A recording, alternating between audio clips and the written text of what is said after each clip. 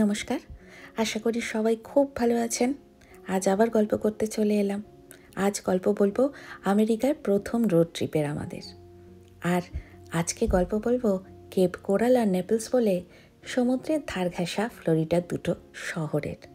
আজ গল্প হবে আমাদের ঘুরতে যাওয়ার, খাওয়া দাওয়ার, আড্ডার। চলুন গল্পটা শুরু করি। আজ সোমবার সকাল এখন 7টা মতো বাজে। আমাদের জিনিসপত্র বাঁধা টাধা হচ্ছে, সবাই মোটামুটি রেডি, তবে পটুম্যানের তস হয় না, জানলা ঘেঁষে দাঁড়িয়ে আছে। আর ওই যে রুমির পাশে বিহানবাবু, আমাদের প্রধান গেস্ট, ওকে ধরে আমরা 10:30 জন আজকে যাচ্ছি ঘুরতে। দুটো গাড়ি আর প্রচুর খাওয়া দাওয়ার জিনিসপত্র বেঁধে টেঁধে নিয়ে এই আমরা রওনা হচ্ছি। দেশে আমরা গাড়ি নিয়ে চষে বেড়াতাম, তা তো আপনারা জানেনই। কলকাতা, ব্যাঙ্গালোর কতবার গেছি গোয়া, হায়দ্রাবাদ, আরও অনেক জায়গায়। তবে এই দেশে আসার পর থেকে আর রোড ট্রিপ হয়নি আমাদের। ট্রেনে অথবা বাসে করেই এখানে ঘুরে বেরিয়েছি আমরা। মনে মনে ভাবতাম যে এখানে রোড ট্রিপের অনেক রকম নিয়মকানুন আছে নিশ্চয়ই, সেগুলো আগে গেছে এরকম কারোর সঙ্গে যদি প্রথমবারটা যেতে পারতাম তাহলে ভালো হতো। সেই সুযোগই হয়ে গেল। রণদাদের সঙ্গে এবারের রোড ট্রিপে আমরা জানতে পারবো ইউএসএতে রোড ট্রিপের নিয়মকানুনগুলো। আমরা দেশে যেখানেই ঘুরতে যেতাম ওই এক্সপ্রেস হাইওয়েগুলো বাদ দিলে মোটামুটি বাকি জায়গাগুলো এবার স্টেট হাইওয়েগুলোতে যখন তখন সুবিধা মতো থামা যেত। মোটামুটি 100 কিলোমিটার পরপরই একটুখানি চায়ের ব্রেক, একটুখানি দাঁড়ানো, এগুলো হতো। তবে এখানে আমার একটা প্রশ্ন ছিল যে হঠাৎ চা খেতে ইচ্ছা হলে বা ওয়াশরুমে যাওয়ার প্রয়োজন হলে কি করে। তো সেই ব্যাপারের অভিজ্ঞতাগুলো আস্তে আস্তে হচ্ছে। এখানে প্রপার আগের থেকে জেনে এক্সিট নিয়ে দাঁড়াতে হয়। এখন যেমন আমরা দাঁড়িয়ে পড়েছি একটু ব্রেকফাস্ট করব বলে, আর যে জায়গাগুলো এখানে এইভাবে দাঁড়ানো যায় সেখানেই ওয়াশরুম বা খাওয়া দাওয়ার জায়গা বা গাড়িতে পেট্রোল ভরানোর জায়গা সব কিছু এক জায়গাতেই থাকে। তো আমরা এখন একটু ফ্রেশ হয়ে নিয়েছি, টুকটাক খাওয়া দাওয়া করে এবার আবার বেরিয়ে পড়ব।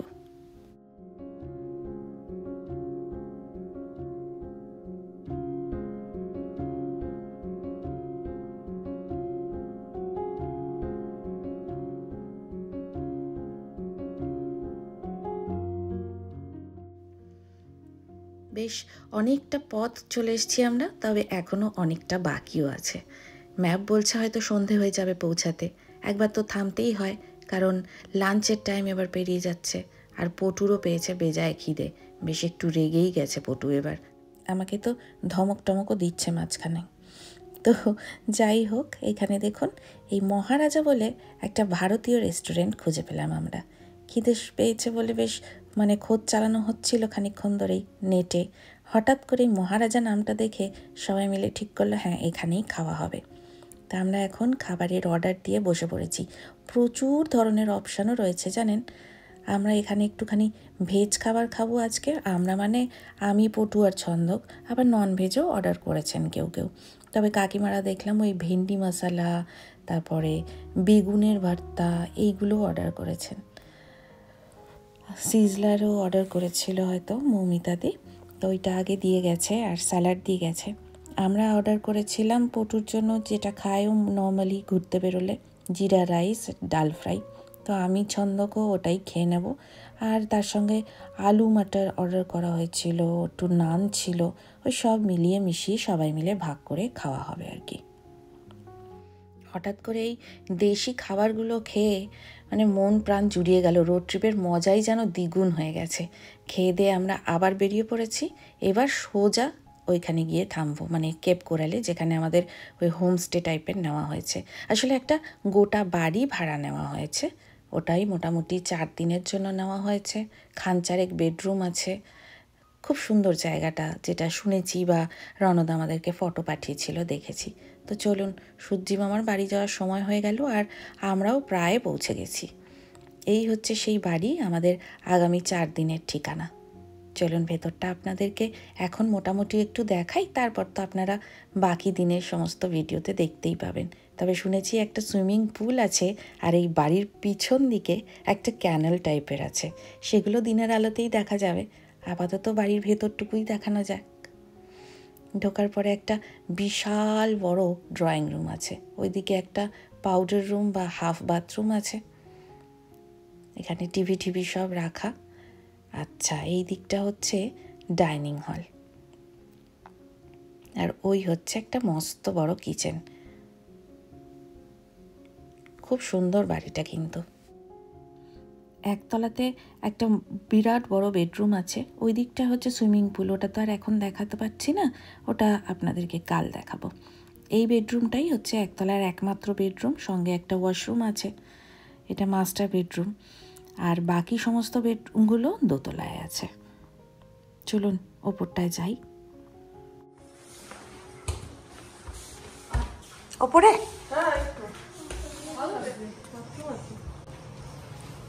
বাহ, ফার্স্ট ক্লাস ক্লোজেট। ওরে বাবা, বিশাল ক্লোজেট।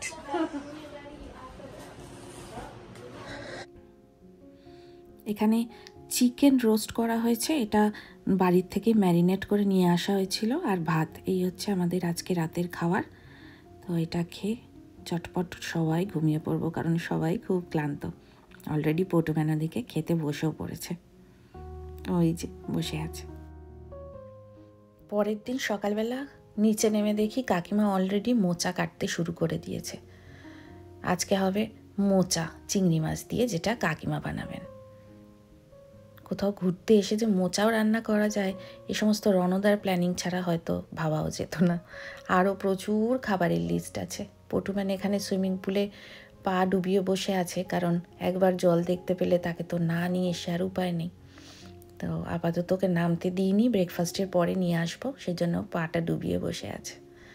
আজকে সকালবেলা বাড়ির বাইরেটা একটু দেখছিলাম ঘুরে ঘুরে, কি নিরিবিলি নিস্তব্ধ চারদিক। মানে এইখানে বসেই বোধহয় ভয়েস ওভার দিয়ে দেওয়া যাবে, এত নিস্তব্ধ চারদিক। শুধু পাখির আর হাওয়ার আওয়াজ আছে, আর কিচ্ছুটি নেই চারপাশে। মানুষজন তো প্রায় দেখাই যায় না, মাঝে সাঝে এক আধটা করে গাড়ি যাচ্ছে। পটুও খুব সুন্দর এখানে বসে বসে হালকা রোদটা এনজয় করছে। ওকে একটা ব্যানানা ব্রেড খাইয়ে দিচ্ছি, কারণ ওকে তো ওষুধগুলো খাইয়ে দিয়েছি সকালের।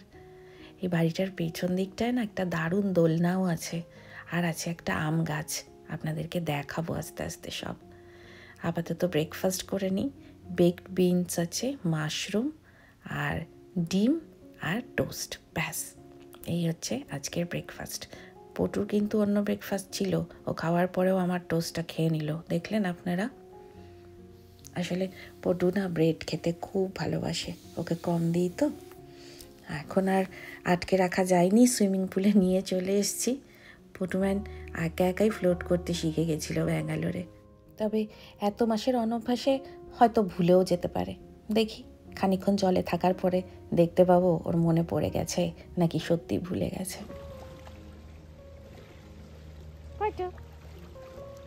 হ্যাপি?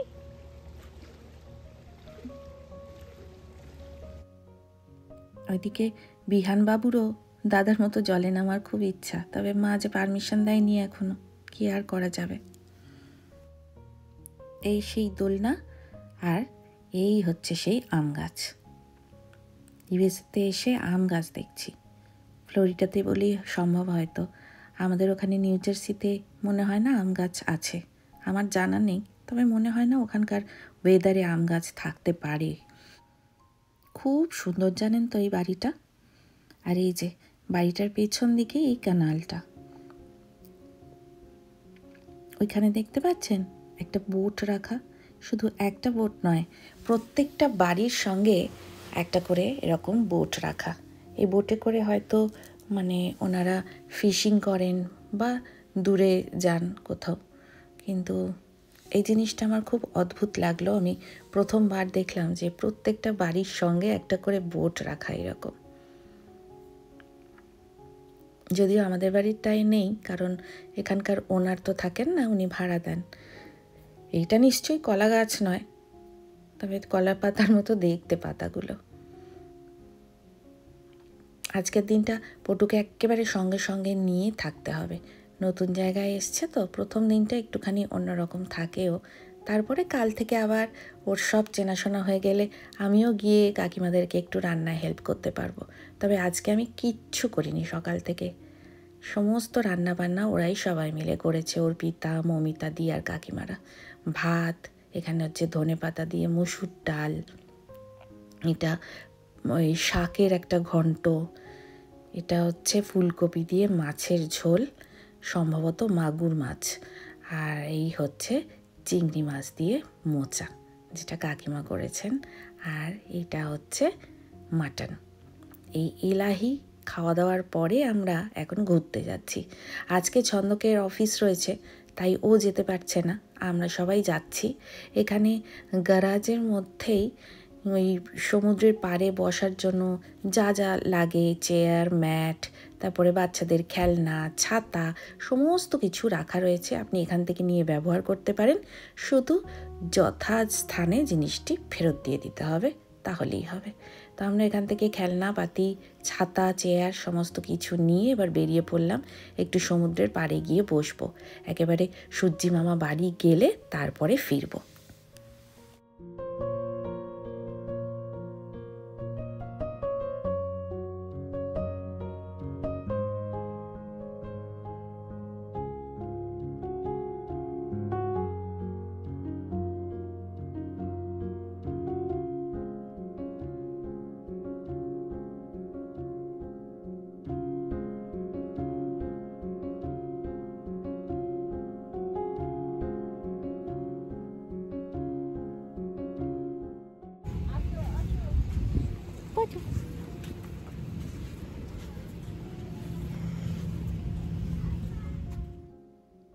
বিচে পৌঁছানো মাত্রই পটুম্যানকে কাজে বসিয়ে দিয়েছি। এই খেলনাটা নিয়ে এসেছিলাম, নাও এবার বাড়ি বানিয়ে দেখাও। তবে পটু তো বাড়ি বানাবে না, পটু এখানে বালিগুলো ভরে ভরে দিচ্ছে, আর আমি রাজমিস্ত্রি হয়ে একটা ব্যাকাটেরা বাড়ি বানিয়ে ফেলেছি। ছোটোবেলার এই খেলা, বালির মধ্যে বসে থেকে আর লোভ সামলানো যায় বলুন? সমুদ্রের ধার তো ছেড়েই দিন, ছোটোবেলায় আশপাশে বাড়ি তৈরি হলে যে বালি আসতো, তাতেই কত এরকম ঘর বানাতাম আমরা। পটুম্যান বানাচ্ছে না, তবে হেল্প করছিল আমাকে।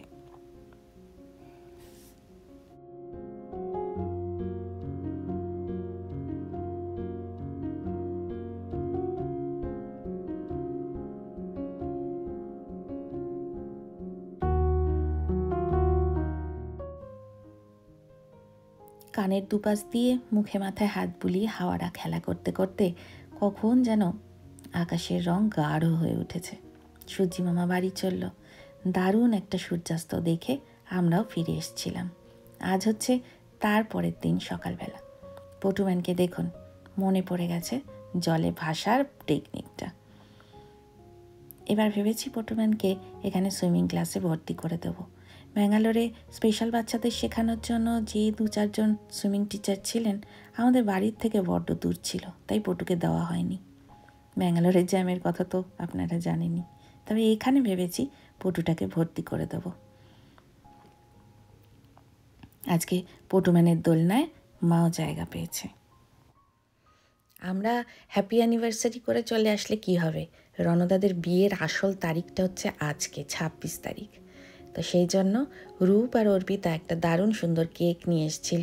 সন্ধ্যাবেলা একটু ছোট্ট করে কেক কাটিং আর অল্প সেলিব্রেশন হলো ঘরোয়াভাবে। আজকে দিনটাকে স্পেশাল করে রাখা।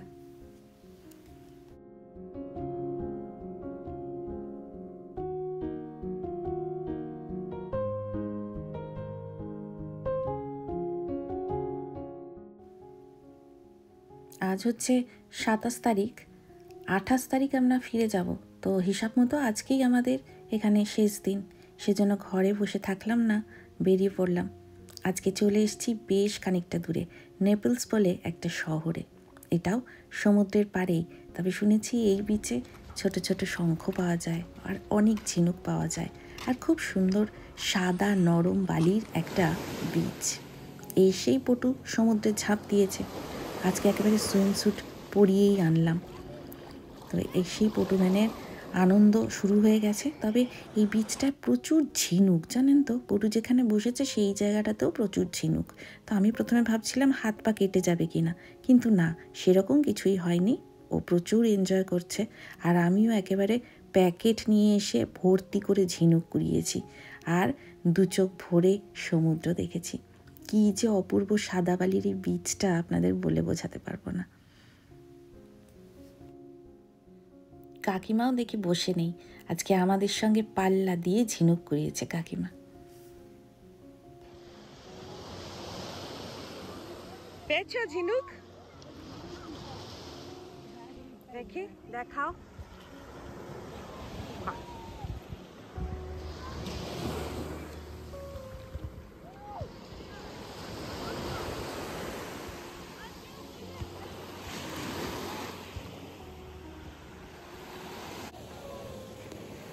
যে যার মতো টাইম কাটাচ্ছে, সুন্দর টাইম কাটাচ্ছে আর কি। আমিও প্রচুর ঝিনুক কুড়িয়েছি, দেখাবো। একটা শঙ্খও পেয়েছি, ছোট্ট পুচকি, তাও পেয়েছি। পটু আজকে কিছু মজা করেছে, মানে পুরো টাইমটাই আজকে ও জলে ছিল, একেবারেই ওকে আটকে রাখা যায়নি। তবে জলটা প্রথমে যতটা ঠান্ডা লাগছিল, একবার নেমে পড়ার পরে ততটা ঠান্ডা লাগছে না, এটাই তো হয়। কিন্তু এরপরে আর বেশিক্ষণ বসতে দেব না। এখানে পাশেই চেঞ্জিং রুম আছে। এখানে জানেন তো, যে কটা বিচে গেলাম দেখলাম সব জায়গাতেই বাইরে একটা বেশ ওপেন শাওয়ার টাইপের আছে, যেখানে আপনি বালি টালিগুলো ধুয়ে নিতে পারবেন, আর তার পাশেই চেঞ্জিং রুমগুলো আছে। আরেকটা সুবিধা যেটা আমার হচ্ছে, কারণ পটুকে নিয়ে আমি সবসময় লেডিস টয়লেটে ঢুকে চেঞ্জ করাতাম, তবে এখানে ফ্যামিলি রুম বলে একটা আলাদা টয়লেট টাইপের বা চেঞ্জিং রুমও রয়েছে সব জায়গাতেই, যেখানে আমি পটুকে নিয়ে গিয়ে চেঞ্জ করাতে পারি। সেটা লেডিস টয়লেটের ভিতরে ওকে নিয়ে যেতে হচ্ছে না। এইটা আমার খুব একটা মানে সুবিধা হয়েছে আর কি। এবার আমরা চলে এসেছি পাশের একটা পার্কে। আজকে তো থ্যাঙ্কস গিভিং, তাই চারদিকে সমস্ত দোকান রেস্টুরেন্ট মোটামুটি বন্ধই। আমরা আর রিস্ক না নিয়ে একেবারে বাড়ির থেকে খাবার নিয়েই বেরিয়েছি, তো সেটাই আমরা এখানে খেয়ে নেব এখন। এখানে খুব সুন্দরই কাঠের বেঞ্চগুলো করা আছে, বসে খাওয়া যাবে, আর পাশে খাওয়ার জলেরও ব্যবস্থা আছে। সঙ্গে আমরা গার্বেজ ব্যাগ এনেইছি, তো ওগুলো সব যা যা নোংরা হবে আর কি সব কিছুর মধ্যে ফেলে পরিষ্কার করে ট্র্যাশ করে দিলেই হলো। তো চলুন খাওয়া দাওয়াটা করে নিই, খিদেও পেয়েছে, অনেকক্ষণ জলের মধ্যে ছিলাম তো। এই যে হাঁসের মাংস, এটা রণদা গতকাল রাতে করেছিল, ভাত, আর ওই সকালবেলা আমরা লুচি খেয়ে বেরিয়েছিলাম, তার খানিকটা ময়দা বেঁচেছিল, আমি আর কাকিমা মিলে কটা পরোটা ভেজে নিয়েছিলাম। তো এই পরোটা, এই হচ্ছে আমাদের লাঞ্চ আজকের।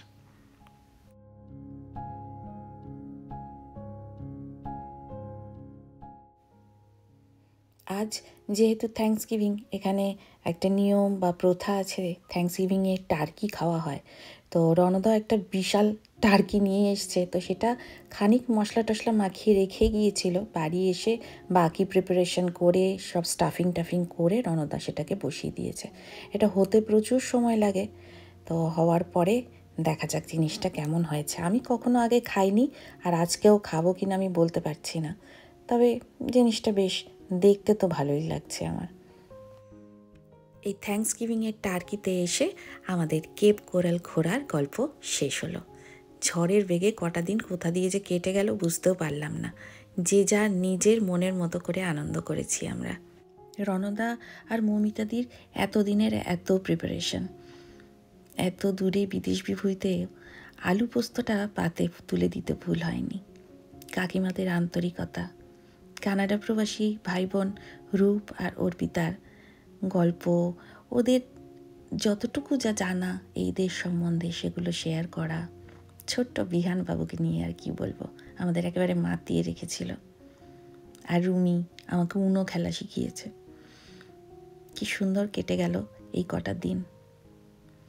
আজ বেরিয়ে পড়ছি, চললাম আবার বাড়ি। ওই যে কাকিমারা দূরে দাঁড়িয়ে হাত নাড়ছে। এই যে আমাদের ক্যাব এসে গেছে, আমরা এখন চললাম এয়ারপোর্ট। এখান থেকে বেশ খানিকটা সময় তো লাগবেই, 45 মিনিট মতো বা 50 মিনিট মতো। তারপরে ফ্লাইট আছে, সোজা চলে যাব নিউ জার্সি, আমাদের ঘর।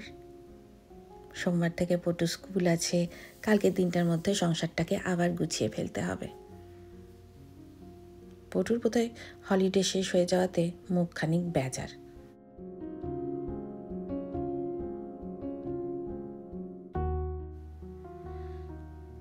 পাখির মতো উড়ে এবারে ঢুকে পড়ব রোজ নামচার গল্পে।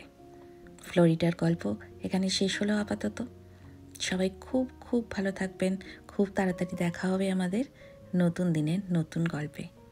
ও হ্যাঁ, ব্লগ শেষ হওয়ার আগে আপনাদেরকে সেই পুচকি ছোট্ট শঙ্খটা কিন্তু দেখাবো। এই এত ঝিনুক আমি কুড়িয়ে এনেছি, এগুলো দিয়ে কি করলাম সেটা আমি বলছি পরের গল্পে। সত্যি বলছি, এখনও ভেবে উঠতে পারিনি। আর এই হচ্ছে সেই পুচকি শঙ্খের মতো দেখতে জিনিসটা। শঙ্খ তো এটা, তাই না? জানি না, আমি শিওর না, আপনারাই বলুন।